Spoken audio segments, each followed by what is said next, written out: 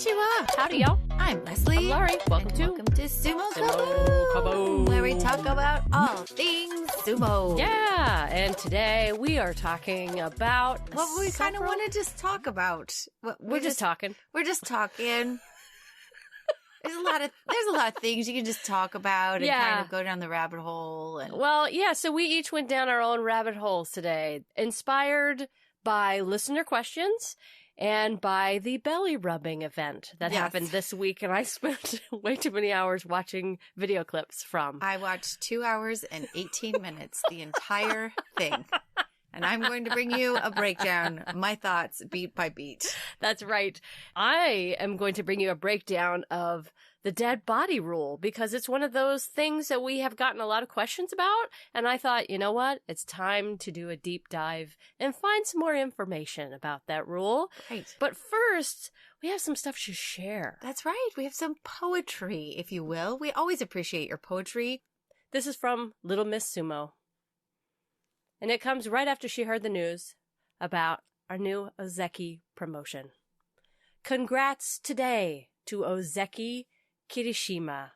Climbing Sanyaku, you've made Pin Otima. The old fan towel will need to retire. With your new Shikona, you'll go even higher. Oh. But please also know, we'll miss calling you by Yummy. We still love your peach-like buns and rock-hard tummy. Pretty good, right?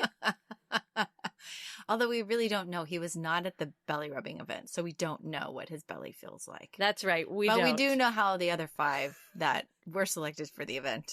We do know how they feel. Yes. But before we get to that, let me share something else. This came from Brenda Velasco, she's a sumo wrestler in California, here in the States. She studies with Yama, who is an ex-professional wrestler from Japan. And huge.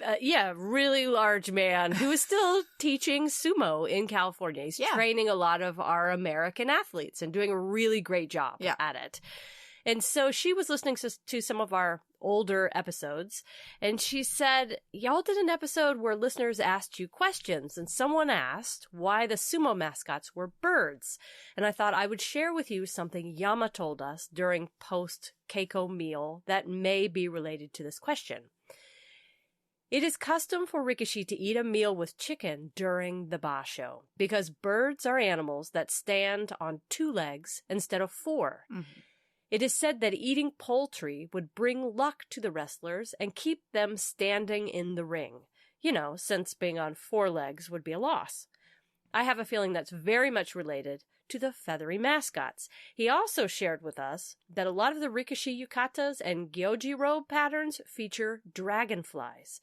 Because like a good Rikishi, a dragonfly will only fly sideways and forward, but never move back. Oh, interesting. Isn't that cool? I knew that about the bird, about the chicken, but I didn't know that about the dragonfly. Yeah, I had not heard that either. That's really cool. Yeah. Yeah, I like that. Thanks, Brenda. Are you ready for a news flash? Yes.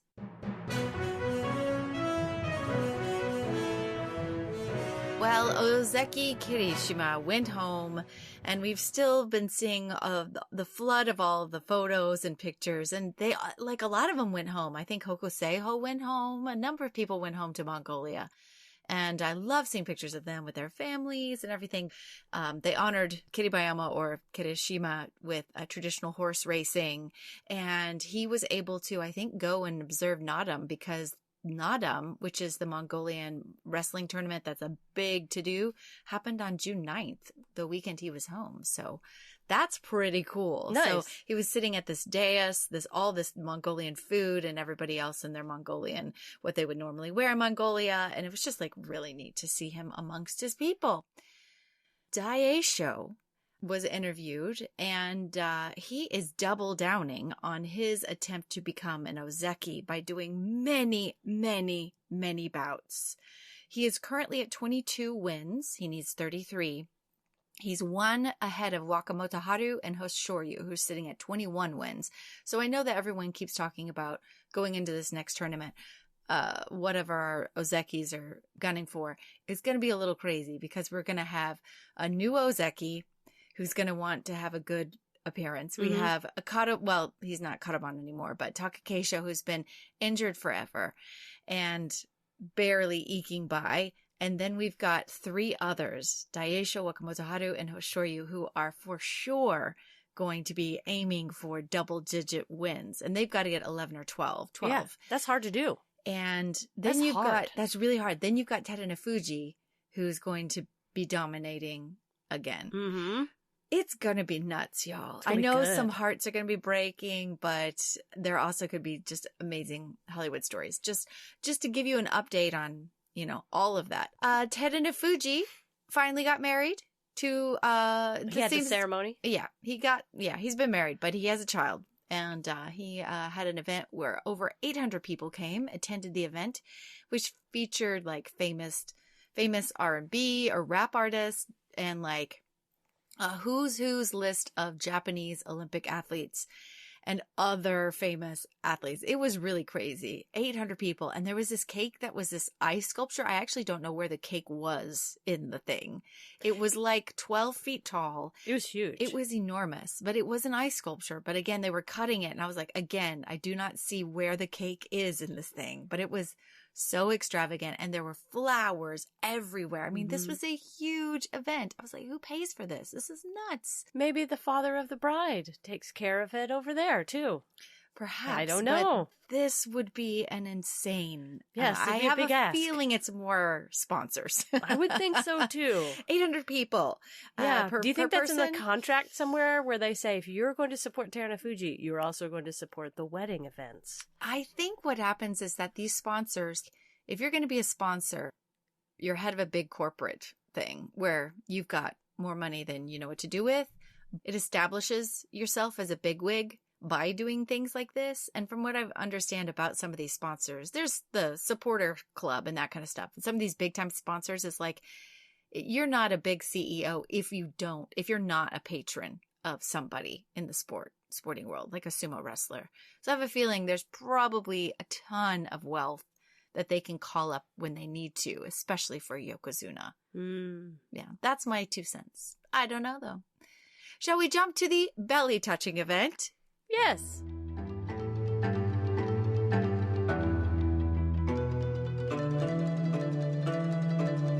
Well, I watched all 2 hours and 18 minutes of the belly touching event so that you don't have to, but I'm going to give you it's so fun. I'm going to give you a breakdown. Well, not everybody has 2 hours and 18 minutes to watch a video about belly touching. Just like a movie. Yeah, sure. Yeah. I mean, a lot of people probably did. But anyway, I'm going to kind of walk you through the event because it was kind of special, but it was fun. It was all in Japanese, obviously.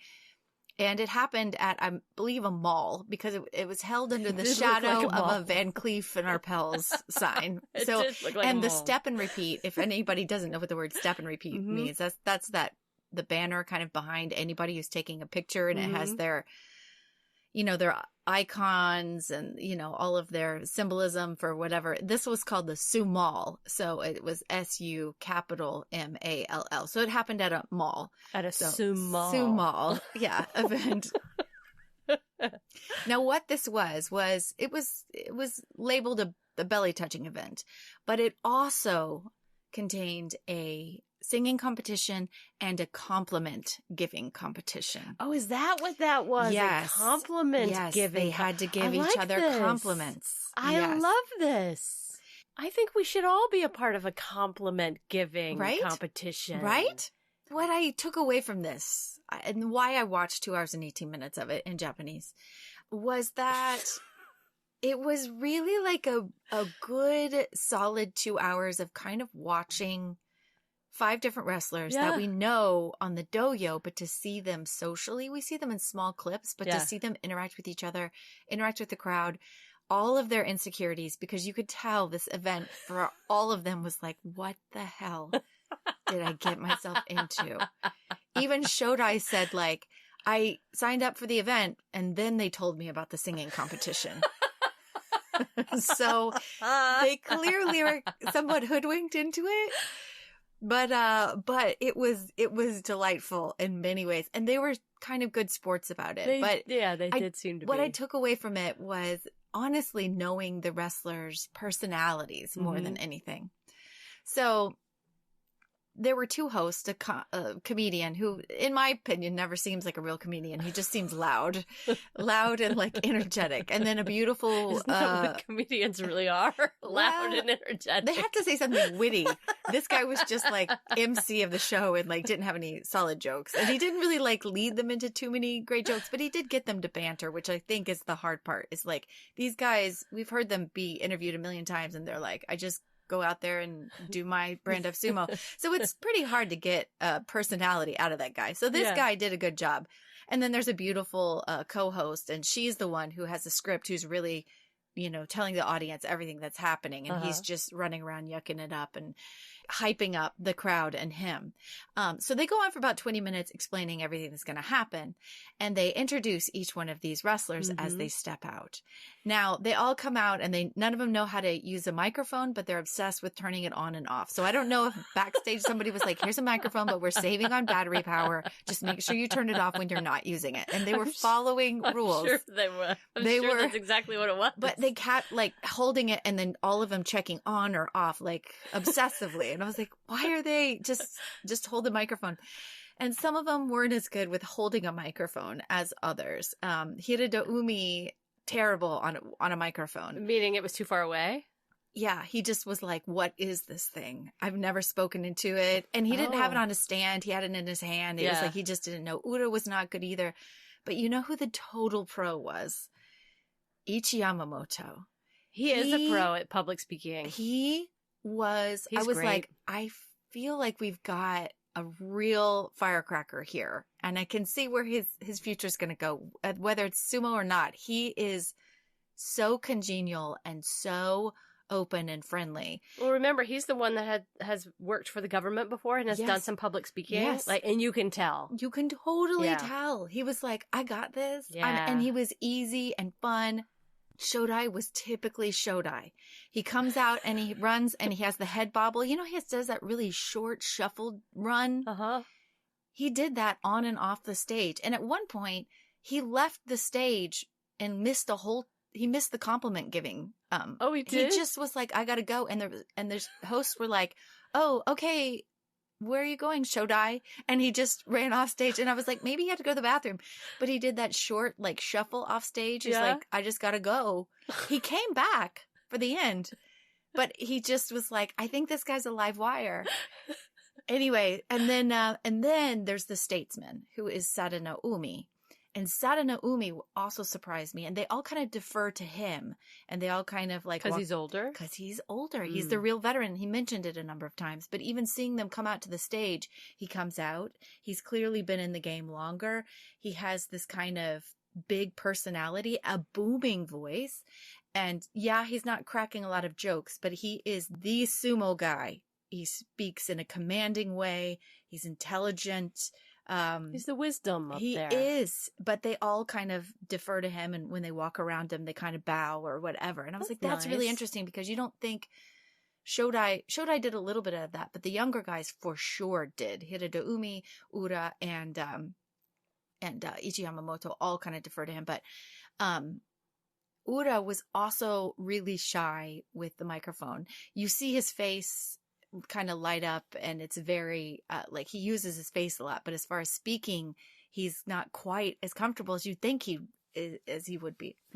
But anyway, let's chat about what I could gather about what was about to happen. This was a large crowd, and about 400 people, which I think... Really? 400 people. Oh, yeah. I didn't realize there were that many. Yeah, it was a big event. It was very successful, and that's what this whole event was for. It was to spread sumo, the spirit of sumo, let people interact with sumo in the same way that tours kind of function. But this was a real, the oyakata, who I'll tell you about later, it was a kind of real toss-up, right? They were like, I don't know, let's try this. But, well, actually, I'll go ahead and tell you now. What he said at the end was that, like, there was a Q&A at the end, and they asked a bunch of questions like, well, how did you feel about people touching your belly? And the oyakata was like, well, it's kind of common that wherever we go on tour, that people naturally want to touch our bellies. So it's not that, you know, they were... Kanishiki said that. Yeah, like people are just want to touch their belly. They For just... good luck. Yeah, but also just people are fascinated by it. And I guess the sumo wrestlers just kind of allow that to happen as long as someone's not pervy. Yeah. And there was a little bit of a worry that there was going to be a real strange person who was going to try to touch them.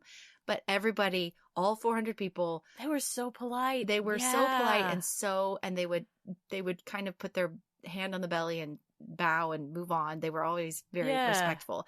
And the guys just stood there and said thank you. And it was very funny. But before we get to that, let's talk about what was up first, which was karaoke.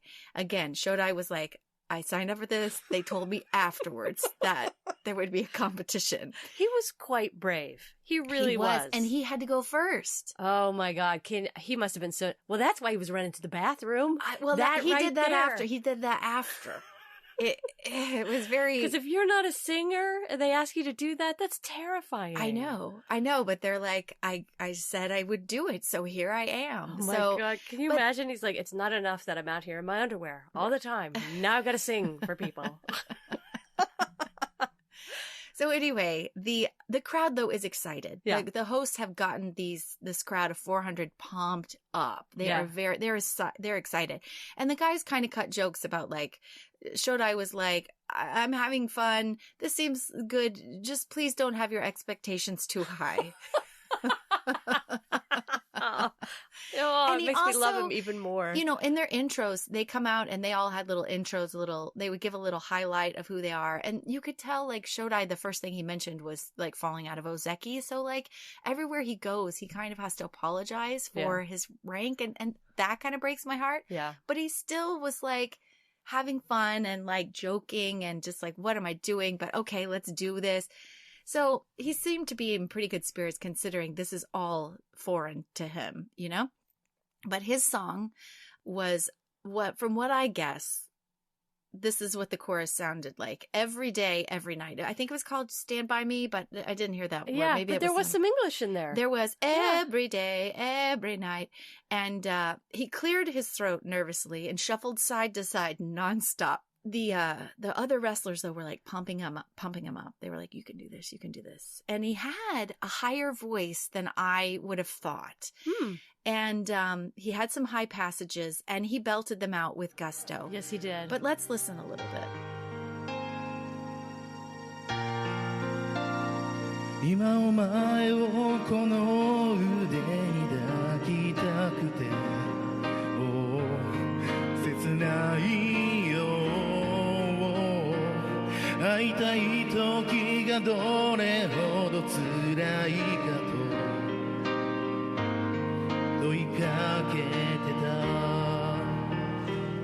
一人きりの夜ならば今すぐに会いに行くよ遠ざかる二人の距離を追いかけて慰めてた諦めるよりも信じることにかけてみる想いを抱きしめていたいこんなに Every day Every night 勇気づけてくれたEvery day, every night 話したくはない Bring it home, Shodai. That's right.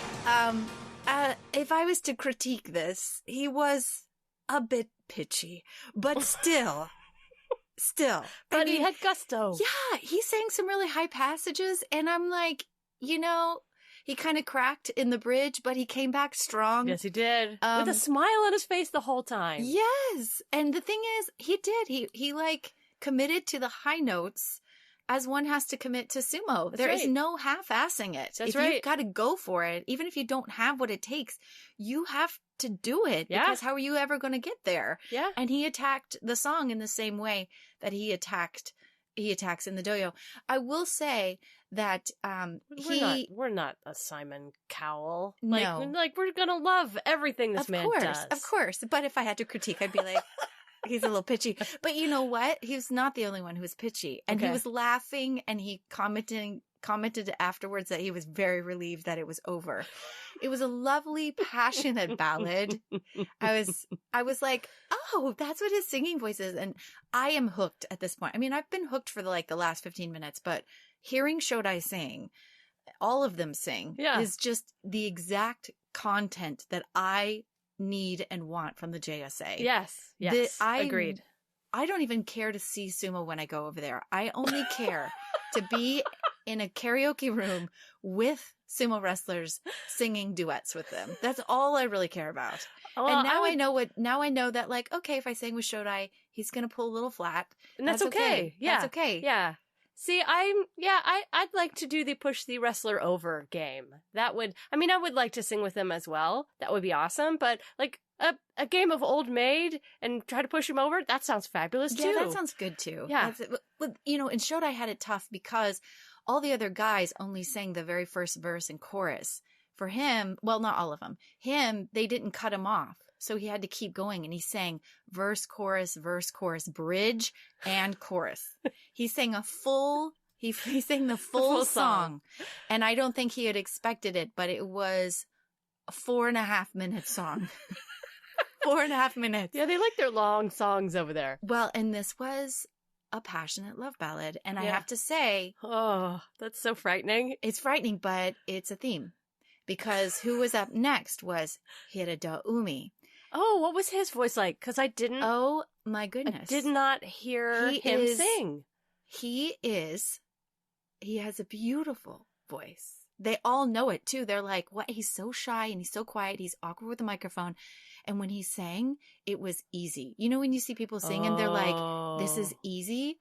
Well, he was singing, I think, was like a classic song.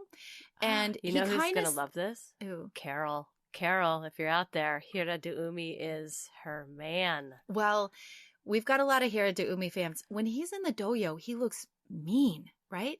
No, well, intense. He looks like a sumo wrestler, yeah. He looks like a sweet, now I'm like, he's not a meathead, but he kind of looks like a sweet young meathead. He's like, I sumo wrestle, and that's what I do. But then he looks classy. Then on the other side of it, there's this guy. Let's hear. There's this guy.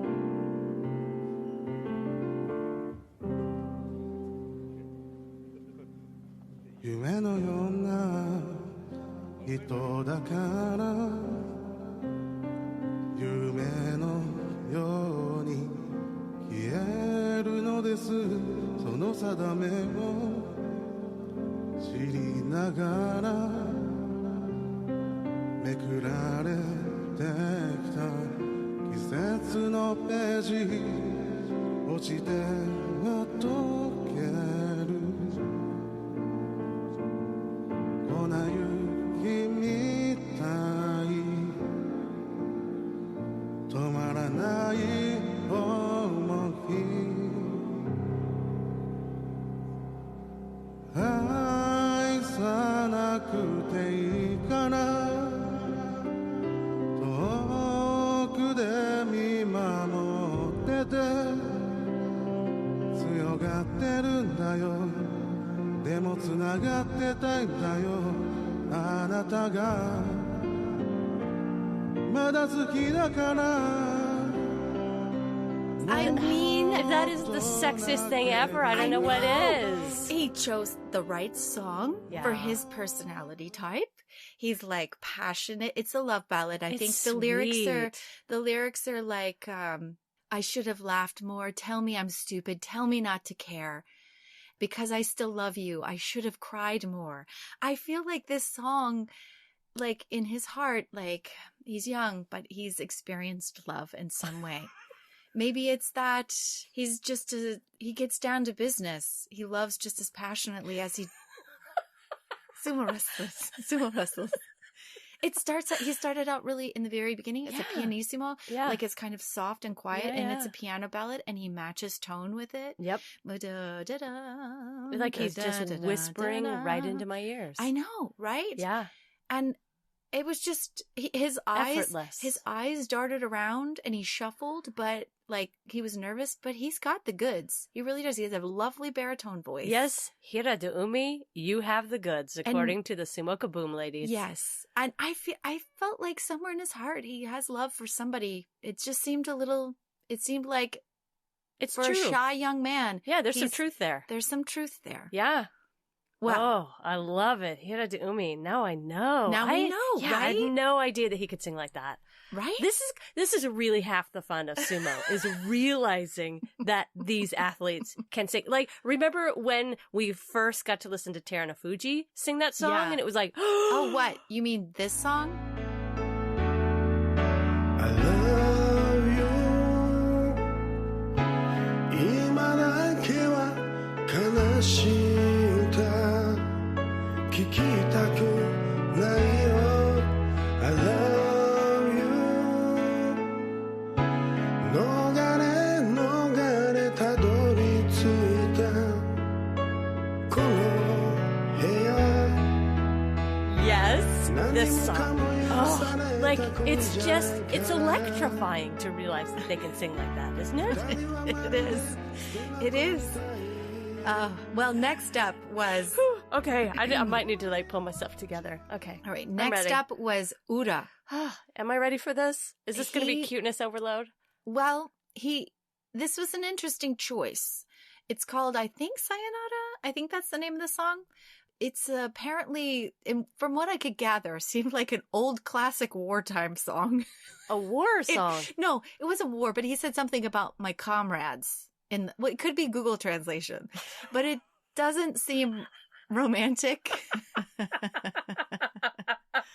It talks a little bit more about the time past and the good old days, and it's a bit more up-tempo. And perhaps... I'm picturing like a Gene Kelly, Frank Sinatra war movie. Oh, my Lord. The army. Yeah, it's exactly. Not quite like that from... What is that? That's from Holiday... the Christmas classic, White Christmas. White Christmas, yeah. It's not, that's exactly what I was picturing, but I was like, wait, that's not Gene Kelly at all. No, he wasn't in that. That's Bing Crosby and Danny Kaye. And Danny Kaye. But perhaps Ura isn't quite the romantic that Hira de Umi or Shodai is. Shodai also sang a ballad. You know what I mean? He sang a love ballad. Yeah. So you have to know what they choose as well. Yeah. It's an interesting choice. He's like, I'm not comfortable singing about love. Actually, now that you bring it up, and now that I'm thinking about it, perhaps Shodai doesn't yet have the experience with that kind of love yet. He's maybe not vulnerable, but Hira de Umi has experienced it. Yeah. Right? Maybe even puppy love. Maybe it's unrequited. Who knows? But, well, he's young enough to have had real love. Or young love. Yeah. But he's been a young wrestler, so he hasn't been able to leave the stable to go spend time with ladies until just now. Oh, Shodai? Yeah. Well, no, Shodai has. He's older, but Hira de Umi. But, Ura maybe just doesn't focus on the ladies. He's all play. But anyway, it's all food. Perhaps this was a crowd pleaser that he thought everybody would know and sing along with them. Maybe. Yeah, it's like goodbye and mentions cherry trees, the sakura, and he has a very, very fast vibrato, not unlike Post Malone. Oh, okay. He doesn't sound at all like Post Malone, but he has the vibrato, the very fast vibrato that surprised me. This kind of seems like a beer hall drinking song. He has kind of a sort of chipper spirit. Let's take a listen. さようならただただただただ愛しき日々をずっと忘れないだろう僕は君を下手くそこう夕暮れの街青じみた空赤に色日に焼けた仲間の顔よみがえる何かが起きそうな兆しもなく誰かに変われるはずもなく当たり前のように通り過ぎた毎日離れ離れになることは不自然なことじゃない頭で分かってても心が気に思ってしまうよさよならただただただただ愛しき日々よ桜舞い散る春の涙は止めどなく I don't know, but I liked it. Yeah. You know, when they planned it out, 2 ballads, let's have a palate cleanser with an up-tempo. Yeah. Gotta appreciate that programming. Singing about cherry blossoms, you know, like, you think that's going to pretty much touch everyone in the audience. And the other thing I really appreciate about these karaoke tracks is that it sounds like people are singing along with them. They were. Right? All the crowd was clapping and singing along, and they probably know the words to this classic song. Awesome. Yeah. Well done, Ura. Well done, Ura. Now, again, mentioned Ichi Yamamoto is up next. He's just a natural in front of the crowd. He commands the stage. He seems genuinely out there to enjoy it. He's cracking jokes. He's busting on Hira de Umi, but he sings a song that, this is also interesting to me, it's heavy synth. And I do believe that the Japanese we just need more synth in this world. Yeah. And this one sounds like he went straight 90s inspirational ballad. Now, he's not the voice of Ikioi, but a little spoiler there, you'll hear. But he has a fun, commanding presence, and he sings it, he clears his throat. He obviously apologizes because he's clearing his throat. He feels like, you know, maybe he has a little frog in his throat. Maybe he's just not a natural singer, but he passes it off and laughs. But I think you're going to enjoy the beginning of the song, mainly for the synth.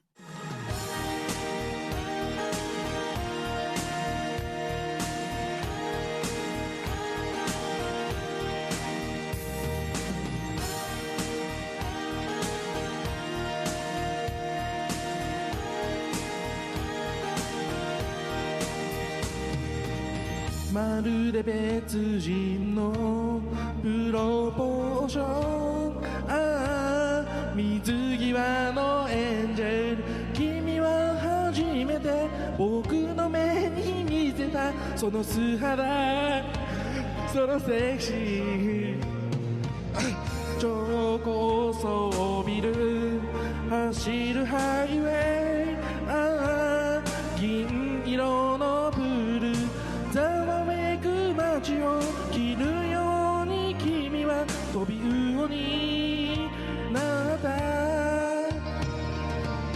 ドラマティックにセイラミステリアスにそうだこんなに一緒にいたのにナインティナインスに恋をした君に夢中普通の女と思っていたけどな人違いそうじゃないよいきなり恋してしまったよ夏の日の君に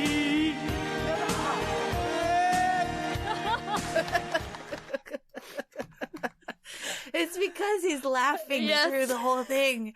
That's what gets you like even more in love with him. It's because he knows clearly he's picked the wrong key, or he doesn't know what the key is. So it's in some insanely high key, and it's surprised him. I'm laughing so hard that I'm crying behind the mic over here. Only because I was watching Twitter just as these videos started to come out, and for some reason, now I know why, no one shared the video of Ichi Yamamoto singing. They shared the other ones, but not him. Yeah, but his is kind of like my favorite because it reveals even more of his like happy-go-lucky, well, I suck at this. Let's just double down and do it. There was no turning back, you know? But I think everyone was being polite. They were like, no, we won't share that one. No. He was laughing. But he was like, let's roll. Let's do this. What I love is some of the words in this music were funny to me. Like you're like a fly fish, like cutting through the bustling city. You're an angel on the water's edge. It sounded a bit more romantic in the Google translation than the way he sang it. But with good spirit, he forged on, knowing his voice isn't the best. But I love his spirit. The other guys were singing along and also laughing very hard. The last lines of the song were, I thought you were a normal girl, but you're not. You're special. And I suddenly fell in love. Sorry, my sentiments about him. Exactly. Yeah. Oh my God. It's so funny to me, but also because I have been in auditions and have felt just like him singing that song. Where you're like, this is going so wrong. Well, that's why I decided to do that this week. Is I was like, I'm so connecting to him, and I like it on a different level since we both sing. We're like, ooh, this one is too high. This one did not expect that. Oh my God. So I'm going to pull myself together. To round it up. That's just the funniest thing I've ever heard. To round it up, though, we have a song by Sadano Umi. And there are some English words in this, and I think it's oh maybe, oh baby. I think it's called Beautiful Journey. I may have all the songs all one person off. But anyway, this is apparently a song that he sings in the car on the way to the tournament, or he listens to it all the time at the tournament, which I find quite comical after listening to the song, because I was like, this is the song that he would sing like backstage, and that revealed more to me. Like most people when they're backstage before they're about to go fight or something are listening to like rap, metal, like not cheer up, sleepy Jean. No, his was more like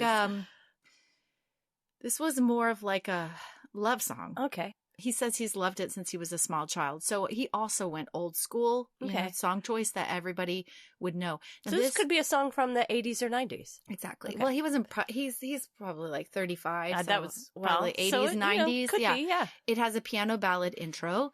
It sounds inspirational. Okay. Strings. It's very dramatic. Okay. Right. And I will say he's a bit pitchy as well, but he's very serious. And he really commits to the high notes. He doesn't push.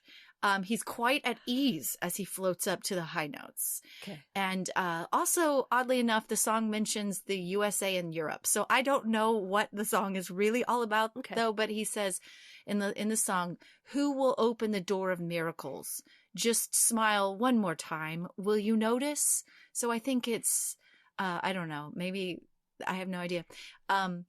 Sounds like a love song. It does. It does.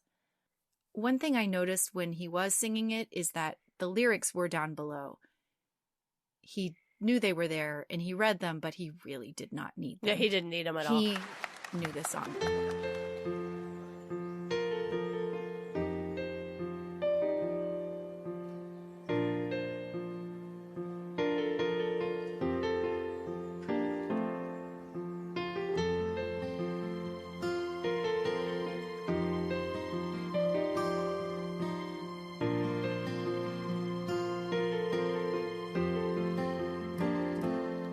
熱い涙や恋の叫びも輝ける日はどこへ消えたの明日も果てなき道をさまようならこれ以上元には戻れない耳を澄ませば心の声は僕に何を語りかけるだろう今は汚れた街の片隅にてあの頃の空を思うたびに神よりたまえし孤独やトラブル泣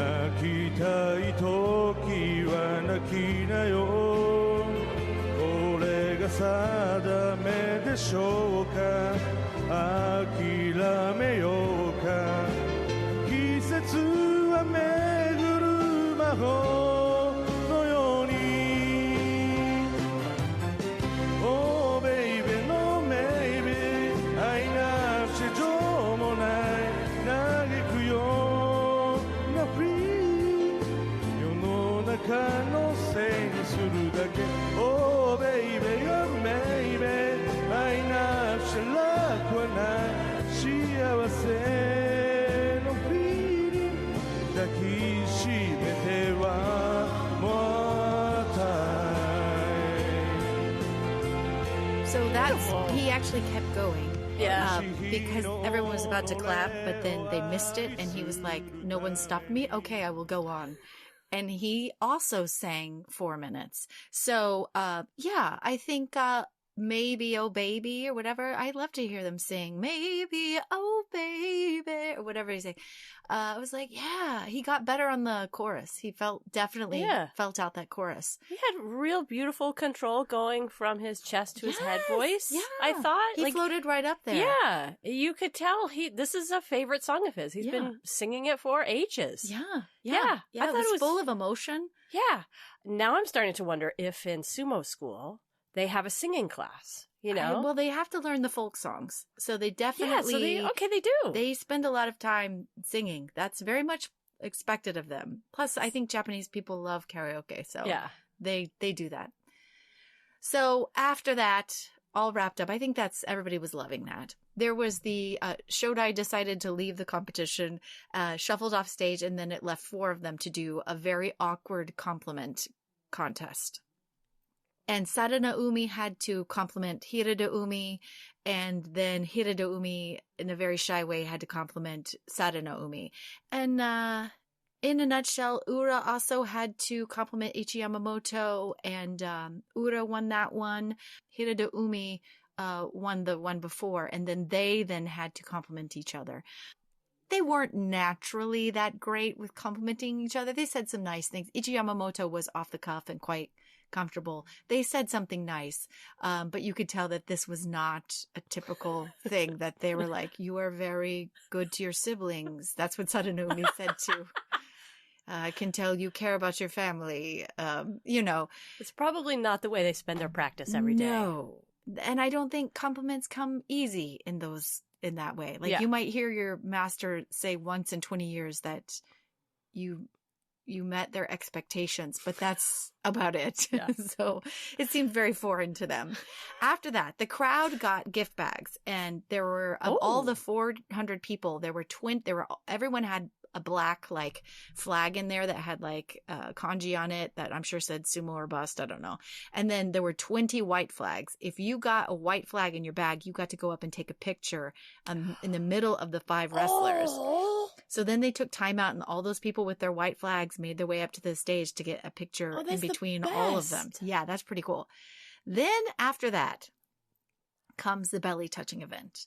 And this took a while, and they kind of, every fan has their picture or has their camera going up to them. So they literally just like a big old line of people, they stood on the stage, and all of the audience came through, and they just put their hand on each belly and bowed a little bit, said thank you. And the guys were like, yeah, thank you. You're touching my belly. But everyone had a camera in their hand as they were touching bellies. That was my favorite part of the event, was all of those videos then went up to Twitter. I know. It was There's going to be cute. like a POV video of what that looked like. I mean, tons of them. 400 POV videos of up close what it looks like a hand touching a belly. There was one guy who went through like third or fourth who had a baby, and he tried to, the first 2 wrestlers, he shoved his baby in their hands, and then of course the baby was crying. Yeah. And he took a picture, and then he picked up his baby and shoved his crying baby in the next guy. And then by the time he got to Sadanumi was like, if we start this now, if we start grabbing all your crying babies, like he kindly was just like, and move on. And so then the guy was like, okay, I can't get my baby with all 5 wrestlers, but he did get his baby with 2 wrestlers. Yeah. Who were like game for it in the beginning. But then everybody else followed through. And, after all that was over, everyone was just so delighted to be able to touch the wrestlers.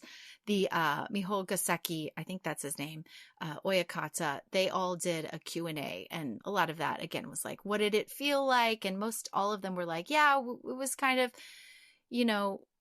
probably a strange thing, but like we're here to bring sumo to all of you, and just as our way to say thank you and for you all to be more interested in sumo and spread kind of the goodwill. And the reason why the Oyakata suggested this, from what I gathered, is that like sumo wrestlers have always kind of been aligned with gods, and they've always had some special kind of magical powers, not magical powers, but they kind of, they walk around in old hairstyles and old clothing. And there's something very, I guess not religious, but there's just something, interesting and like about them as modern day kind of gods, and the ability to touch somebody and to be able to get close to a sumo wrestler. Most people can't do that. So it was kind of his idea of what this was, is like really bringing the people to really get in close to a sumo wrestler, to experience that, and to kind of the awe that we all kind of have watching them, but to bring it personally to people. So